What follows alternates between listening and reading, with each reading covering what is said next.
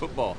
Oh, yeah. Mark said yesterday Keanon Lowe dominant in the Rose Bowl without a catch. How does that feel? Well, all those bubbles we were throwing out to the outside, Keenan had some key blocks, and really Keenan had actually put a couple guys on the ground, 2 or 3 guys on the ground, and doing well on those plays set up Carrington's touchdown late in the game. So he did a lot of things getting us lined up, playing fast and blocking well that we just expect out of Keenan.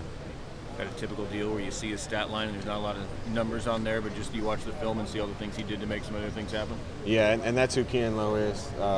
He's a warrior, he's unselfish, and all year long it's been a different receiver almost every game that's kind of come through in the stat book, but all those guys contribute in every game. When you're a coach, you got other things to worry about. Do you wish a guy like that got more credit for things like that? You know, the things you can see and appreciate that, you know, perhaps fans and media don't, because there's no statistical database of it. Well, he's the type of guy that everybody on this team and this organization knows it, and he's not the type of guy that is looking for credit anyway. That's what makes him who he is. Impressions of the Buckeyes so far? They're really talented, really athletic, very sound on defense. Got a couple of special players that are sudden and playmakers. So, you know, it's one more game. It's game 15, and we're playing another really good team. So, we got to work it out for us. So the team like Ohio State is a way that a lot of people say they fly to the ball so well. They're fast. They're physical. Do you feel like the Big Ten might get a bit of a knock with all the talk and all the hype about this Ohio State team? Yeah, you know, Ohio State and Michigan State, haven't seen a lot of those two teams on tape. They're as good as anybody in the country, both those teams. You know, Michigan State's only 2 losses were to the 2 teams in the championship game. So I don't know where they'll end up being ranked, but they deserve to be high. They do a great job. This team obviously has had a great year, have a ton of really talented guys, and those 2 teams are among the best in the country. The way that everyone talks about the Big Ten too, that they're a grinded out kind of conference, do you feel like Ohio State's a kind of team that you can wear down with conditioning, with speed from this offense? You know, I thought we had a really big advantage with our tempo in the last game. Thought we were in a lot better shape than the team we played in the Rose Bowl. I don't know if we'll have quite that advantage against these guys. They see tempo all the time. They look like they're in condition. So, you know, we're not expecting to have the same advantage in this one. When Marcus is off, which has admittedly been a very small portion of this year, but maybe at the start of the Florida State game where it took him a couple series to get going, is that something where he calibrates himself on the sidelines, or does the coach come talk to him, or how do you guys address Marcus when he's not completely dialed in? Honestly, you notice when Marcus misses the A pass, if he misses 2 in a row, then he's struggling, which is what he's earned. But we never have to say anything to Marcus. He knows how to get himself right, and whether it's a game or a series, if something goes wrong, he'll fix it himself. How happy were you with just today specifically, as you guys really get in the meat of this practice week? It's great. I thought today was great. Our kids are really smart, and whenever we put new things in, I remember in years past it would take us till about Wednesday to have the things look like we want them to look, and it happens a lot quicker with this group. These guys adjust to our new game plans really fast. So today was really the first full speed day doing the stuff and looked pretty good. Coach, can you talk a little bit about how Lubick has done in terms of getting the young, especially young receivers, ready to play at this level? Yeah, Matt Lubick's a fine coach. You know, he's very detailed, very organized. The kids play hard for him. He's done an unbelievable job with the group he's had.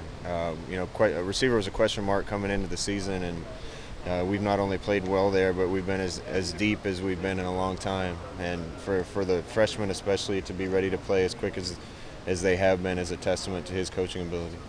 The key phrase players have been using is trust the process. You know, and they say it's been a culture thing. It's been instituted here for a while. What is the process? Why is it so easy to trust? And how much of a culture thing is it?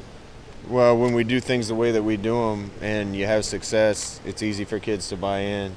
I think that last game was a perfect example of it. You know, it was a bigger stage than we were used to, a more important game, and everybody just approached it the same way we approached every other game. And I think this team this year has bought into that more than any team that we've had at Oregon. Is there any players in particular that embody, trusting the process? Well, all of them do. the fun part is to watch the young players come in not really understanding our preparation and how we do things, and then by the end of the season seeing the younger kids doing the same things the older ones are doing, and that's really how we keep the culture going throughout the years. Scott, can you talk about how walkthroughs at Oregon are different maybe from walkthroughs you were a part of coming up? I mean, John Neal said they're the best in the history of football. John Neal thinks everything's the best in the history of everything. No, it's just really detailed. Even when we go walk through, it's faster than most, and we go fast and get a lot of reps at things, and it's amazing how detailed the guys are when we're going that fast.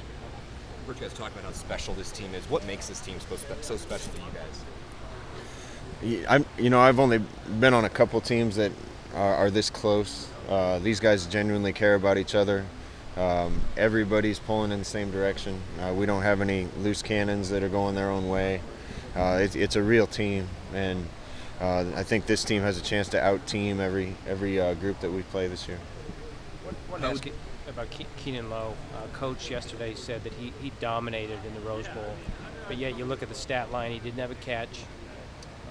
Can you explain just exactly how he was able to do what he did and be such an impact without catching a ball? Yeah, I just said, a lot of those bubbles that we threw when we had a numbers advantage on the outside, Keenan was a dominant blocker out there on those things, and that set up a touchdown late in the game and a couple other plays for us.